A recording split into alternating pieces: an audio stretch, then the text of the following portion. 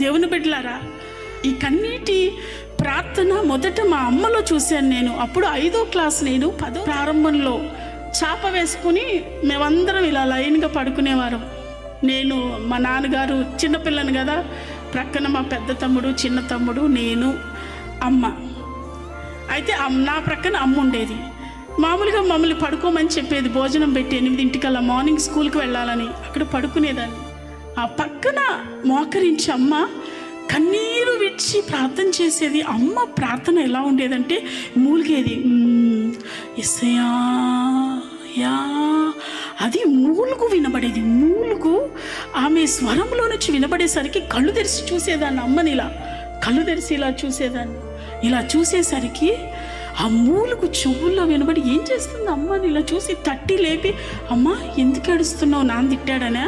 కాదులేమ్మా, నాన్న తిడితే నేను ఎందుకు ఏడుస్తాను? నాన్న నన్ను తిట్టకపోతే ఎవరిని తిడతాడు? మరి ఎందుకు ఏడుస్తున్నావమ్మా? మీరంతా దీవించబడాలనమ్మా. మనకిప్పుడు ఆర్థిక ఇబ్బంది ఉందిగా, అదంతా తొలగిపోవాలనమ్మా.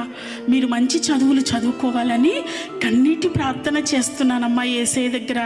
ఏడ్చి అడిగితే యేసయ్య మనకి ఇస్తాడని నేను ఏడ్చి అడుగుతున్నానమ్మా అని చెప్తే, అప్పుడు అవునా అవునా అనుకుని, నువ్వు పడుకుని నిద్రపోమ్మా, ఉదయాన్నే లేవాలి, నేను ప్రార్థన చేసుకుంటాను.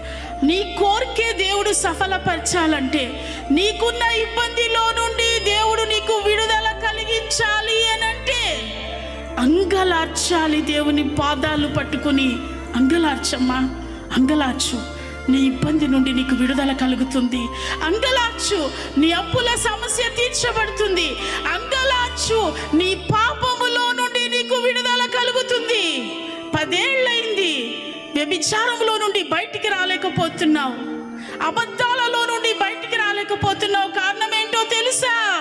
అంగలార్చలేకపోతున్నావు.